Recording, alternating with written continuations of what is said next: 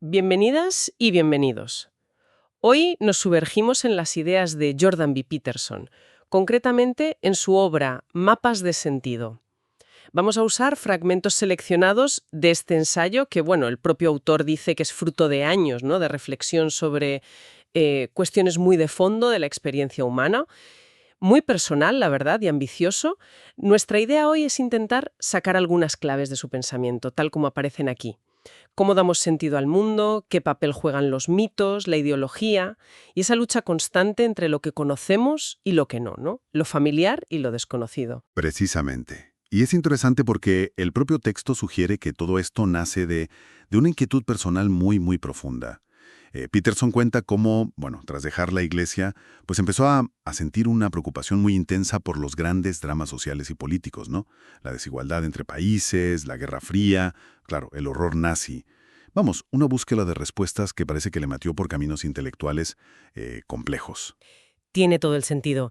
Y una búsqueda así, imagino, le llevaría a cuestionar sus propias ideas iniciales.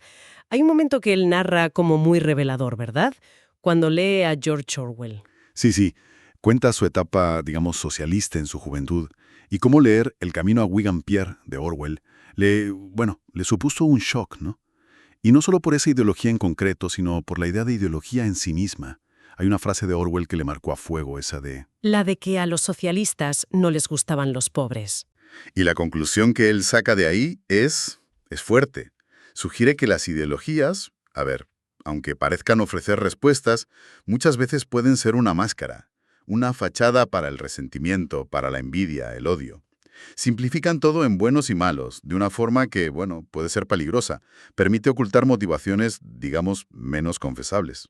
Claro. Y esto, según cuenta, le provoca una crisis personal y profesional tremenda, hasta el punto de abandonar su plan de ser abogado, de meterse en política, porque dice que ya no sabía a quién apoyar ni contra quién luchar. Entiendo.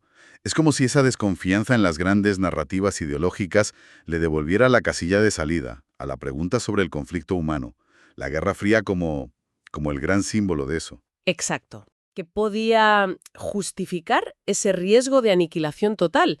Necesitaba otro tipo de mapa, ¿no? Uno más profundo. Y aquí es donde ya entramos, me parece, en el meollo de mapas de sentido, por lo menos en estos fragmentos que manejamos. Propone que nuestra experiencia del mundo, nuestra psique, se organiza en torno a 3 elementos clave.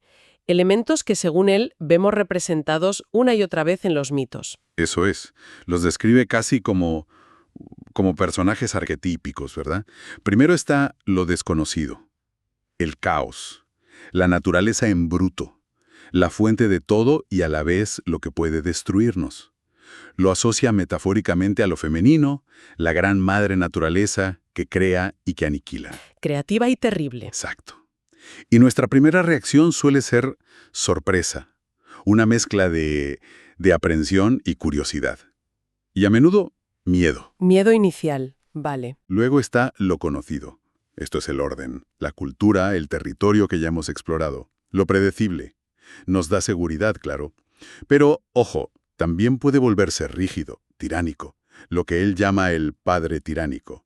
Es la acumulación de la exploración pasada. Lo asocia a lo masculino, ¿no? Sí, metafóricamente masculino. El rey protector, pero también el tirano opresor.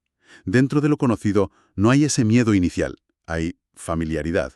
Entendido. Y el tercero es el conocedor, que somos nosotros, la consciencia.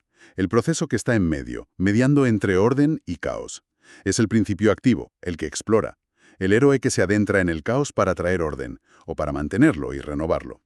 A menudo simbolizado por figuras, activas. El caballero que mata al dragón, el dios solar que trae la luz. Vale, o sea, no son solo 3 cajas estancas. La clave es la dinámica entre ellos, ¿verdad? Nos agarramos a lo conocido, a la rutina, por seguridad. Es normal. Pero si nos quedamos ahí quietos mucho tiempo, sin actualizar, sin incorporar lo nuevo, nos volvemos frágiles. Y cuando llega algo inesperado, un cambio grande... El caos nos arrolla. Exacto. Pero, por otro lado, tampoco vale lanzarse al caos sin más. Demasiada modificación, demasiado rápido, también nos disuelve, nos perdemos. Es un equilibrio complicado. Muy delicado. La vida, para Peterson, parece transcurrir en esa frontera tensa entre orden y caos. Es un baile constante. Y esto, además, conecta con cómo percibimos el mundo. Argumenta que no vemos la realidad objetivamente, como una cámara de fotos. La vemos como un foro para la acción. Interpretamos todo en función de nuestras metas, de lo que queremos conseguir en cada momento. Proyectamos un futuro, exacto. Proyectamos un futuro deseado, nuestra tierra prometida personal, y evaluamos el presente. Esto me acerca o me aleja de mi objetivo. Me suena un poco a esa idea oriental de Maya, ¿no? Que nuestra percepción está teñida por nuestros deseos, nuestros miedos.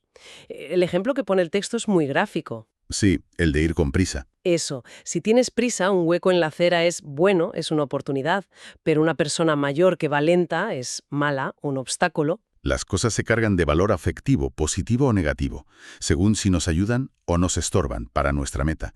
No tienen un valor fijo en sí. Interesante. Y sugiere que esto tiene una base incluso neuropsicológica. Menciona la especialización de los hemisferios cerebrales, simplificando mucho, claro. El derecho como más preparado para la novedad, lo inesperado. Procesamiento más global, metafórico, quizá más cauteloso. Ajá. Y el izquierdo, más para el territorio conocido, para ejecutar planes, rutinas, más lineal, detallado, y asociado a emociones positivas cuando conseguimos lo que buscamos. O sea, que el cerebro está como diseñado para notar cuando algo no cuadra. Exacto, para detectar la discrepancia entre lo que esperamos y lo que pasa. El famoso reflejo de orientación ante lo inesperado. Incluso apunta a que estructuras como la amígdala podrían darnos una primera valoración emocional, miedo o curiosidad, antes incluso de entenderlo racionalmente. Una especie de aviso previo. Es fascinante pensar que estamos como biológicamente cableados para esta dinámica.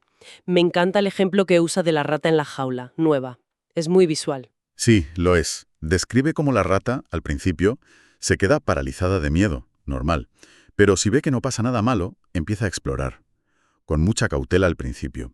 Y lo interesante es que busca. No hace un mapa objetivo. No busca hacer un plano de la jaula. Busca respuestas a preguntas vitales para ella. Hay peligro aquí, hay comida, hay otros congéneres, pareja, rival.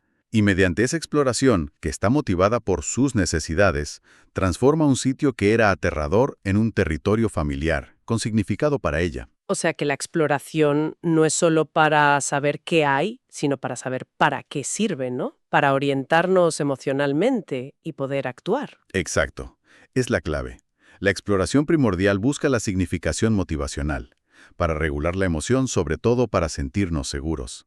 Descubrimos qué son las cosas en función de sus implicaciones para nosotros. La descripción objetiva, científica, vendría después. Mucho después, como un desarrollo más sofisticado. Y claro, cuanto más complejas son nuestras herramientas de exploración, pienso en las manos humanas, la capacidad de manipular, o nuestro cerebro, la abstracción. Pues más complejo es el mundo que habitamos, y que en cierto modo creamos nosotros. La exploración, ya sea física o mental, literalmente genera fenómenos nuevos. El famoso homúnculo motor del cerebro, con esas manos y esa boca enormes, refleja esa capacidad de interacción tan detallada que tenemos. Claro. Y llegados aquí, se entiende mucho mejor por qué le da tantísima importancia a los mitos. Porque, desde esta perspectiva, los mitos no son ciencia fallida. No intentan explicar el mundo físico como lo hace la ciencia. Intentan explicar... La experiencia completa. Eso dice él. Intentan capturar la totalidad de la experiencia, incluyendo la parte subjetiva, el significado, la emoción. Todo eso que la ciencia objetiva, por su método, a menudo deja fuera. El mundo del mito es un mundo fenomenológico, el mundo tal como lo vivimos. Entiendo. No es explicar por qué llueve, sino qué significa para nosotros la tormenta, el diluvio, la sequía. Y analiza varios mitos para buscar patrones, ¿no? Sí, busca estructuras que se repiten. Por ejemplo, en el Enuma Elish, el poema babilónico de la creación, él ve ahí el conflicto inicial entre Tiamat, que representa el caos primordial femenino, la madre terrible pero también fuente de todo, y Apsu, el orden primordial masculino. Y aparece Marduk. Marduk, el héroe joven, asociado a la conciencia, a la vista, al habla. Derrota a Tiamat y, ojo, crea el cosmos ordenado a partir de los restos del caos. No lo elimina, lo ordena. Interpreta a Marduk como esa conciencia que tiene que actualizar la tradición enfrentándose al caos. Exacto. Y el ritual de Año Nuevo que hacían en Babilonia recreando esta lucha era como una forma de renovar psicológicamente el orden social e individual cada año. Muy interesante. Y luego menciona el mito egipcio. Osiris, Isis, Horus. ¿Qué patrón similar encuentra ahí? Pues ve a Osiris como el orden establecido. Bueno, sabio, pero quizá un poco anticuado, ingenuo. Se deja engañar por Set. Claro, Set representa esa fuerza destructiva, el resentimiento, la sombra que ataca al orden. Isis es el principio femenino que, incluso en la destrucción, encuentra valor, recoge los pedazos y permite la reconstrucción, la magia, la sabiduría intuitiva. Y Horus es el hijo héroe. El hijo héroe, sí. Que no solo venga su padre y restaura el orden, sino que lo actualiza. Tiene que enfrentarse a Seth, al mal presente, pero también, y esto es crucial, tiene que integrar la sabiduría del pasado. Descendiendo al inframundo para recuperar a Osiris. Exacto. Integrar al padre, la tradición, pero renovada. Y en la tradición judeo-cristiana también ve estos ecos. También, interpreta el logos, la palabra creadora del Génesis, como ese principio que pone orden en el caos inicial. La creación del ser humano a imagen de ese logos. La serpiente en el Edén la ve como un símbolo de ese conocimiento ambiguo, transformador pero peligroso, el que nos da la autoconciencia. La conciencia de la propia vulnerabilidad, de la mortalidad. Eso es, y nos saca del paraíso de la inconsciencia feliz, digamos. Y luego ve a Cristo como el arquetipo del héroe supremo. ¿En qué sentido? En el sentido de que se enfrenta voluntariamente al sufrimiento máximo, a la muerte, que serían símbolos del caos, de la madre terrible, para redimir, para mostrar un camino, un modelo de cómo afrontar la tragedia inherente a la existencia. Vale. Entonces, más allá de los detalles de cada mito, lo que le interesa son esas figuras recurrentes, esos arquetipos. Exacto. La gran madre, naturaleza caos, con sus dos caras, creadora y destructora. El gran padre, cultura orden, también con sus dos caras, protector y tirano. Y el hijo héroe, la conciencia individual que media, explora, renueva y que también puede caer en ser el adversario. Son como las piezas fundamentales de nuestra estructura psicológica, ¿no? Se podría decir así. Argumenta que representan las dinámicas psicológicas básicas de cómo los seres humanos lidiamos con lo desconocido para poder crear y mantener un mundo con orden y significado. Patrones universales que se reflejan en estas historias. Y esto no se queda solo en los grandes mitos de la antigüedad, ¿cierto? Lo conecta con nuestra vida diaria, sobre todo cuando las cosas se tuercen. Totalmente. Las pequeñas novedades del día a día pues requieren pequeños ajustes en nuestros mapas. Pero las crisis gordas, el ejemplo que pone es el de un despido inesperado. Eso te desmonta el mapa entero. Claro. Te obliga a lo que llama una adaptación revolucionaria. Te fuerza a rehacer tu manera de entender el mundo y tu lugar en él. Y ese proceso de rehacer el mapa sigue también un patrón, otro arquetipo. Describe un ciclo que, efectivamente, recuerda muchísimo al viaje del héroe de Joseph Campbell.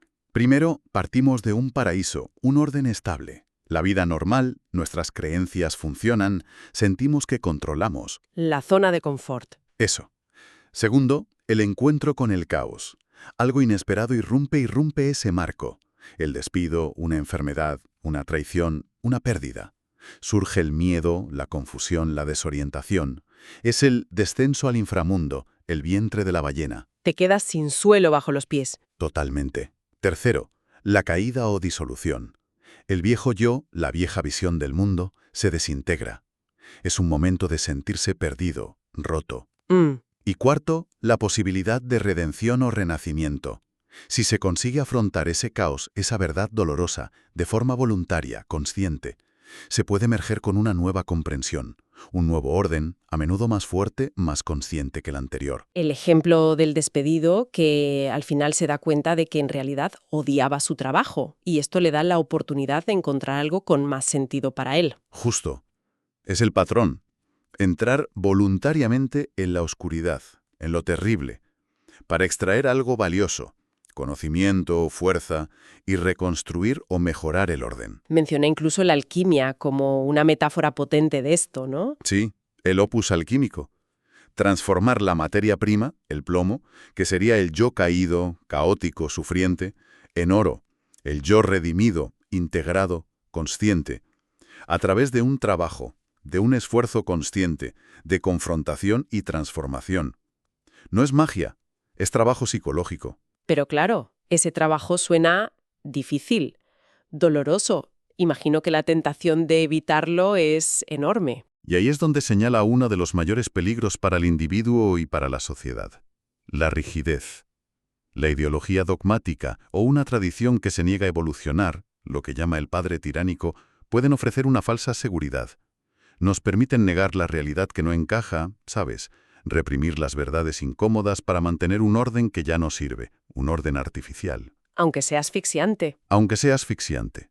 Y pone ejemplos muy duros para ilustrar esta negación patológica. Sí, habla de la ceguera ideológica en los campos soviéticos, en el Gula. Exacto.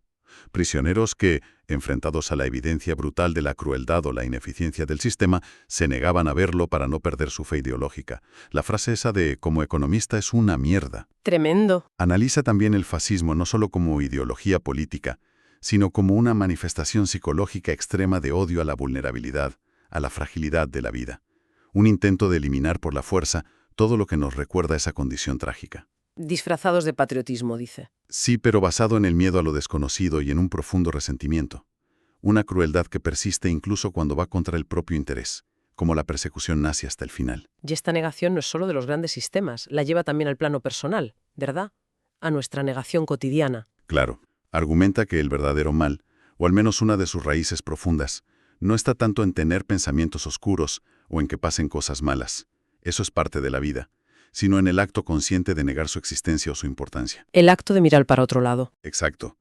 Porque esa negación es lo que bloquea el aprendizaje, la adaptación, la transformación. Perpetúa el sufrimiento o la falsedad.